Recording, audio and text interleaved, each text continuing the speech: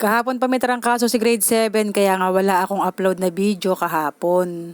Ay ang hirap pa naman kapag ito ang tatapuan ng trangkaso, talaga namang wala kang magagawa sa loob ng bahay. Kahit nga kahapon habang nagluluto kami ng ulam ay hindi nga ako masyado nakapag-video. Basta ang alam ko ang ulam namin kahapon ay pritong tilapia pati na nga ginataang gulay. Nagising na nga lang ako ng linggo na madaling araw na si grade 7 nga ay talon ng talon at pagkatapos nga ay iyak ng iyak. At nung hipuin ko nga ay grabe, sobrang init kaya siguro siya talon ng talon at iiyak-iyak nga ay dahil nga sa sobrang taas ng lagnat.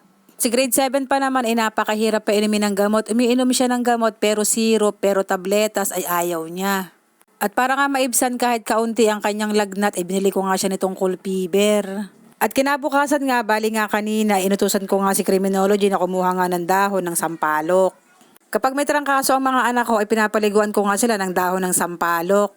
Super effective ito dahil kapag napaliguan ko nga sila ng dahon ng sampalok ay nawawala nga ang kanilang ubo pati na nga ang lagnat. Basta nagkaroon ng trangkaso ang mga anak ko, isa nga ito sa pinapapaligo ko sa kanila.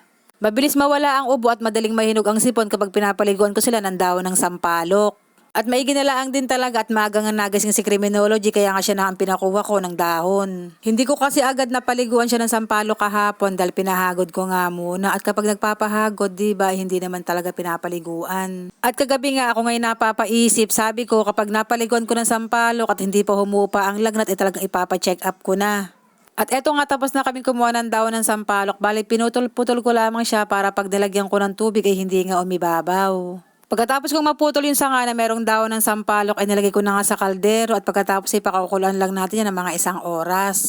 Napadabi nga ako ng lagay ng tubig, sabi nga sa akin na aking inay ay dapat kaunti lamang ilalagay mong tubig, yung bang tipong parang aalakin mo lamang. At eto na nga tapos na nga ako magpakulo ng dahon ng sampalok, bali nilagay ko lamang siya sa isang timba at pagkatapos nga ay palalamigin. Hindi naman siya as in sobrang lamig kasi nga babantuan ko pa nga yan ng tubig at kapag kaya na niya tsaka yun na yung papaligo ko sa kanya. At fast forward, eto napaliguan ko na nga sa grade 7 at medyo maayos-ayos na nga ang kanyang pakiramdam.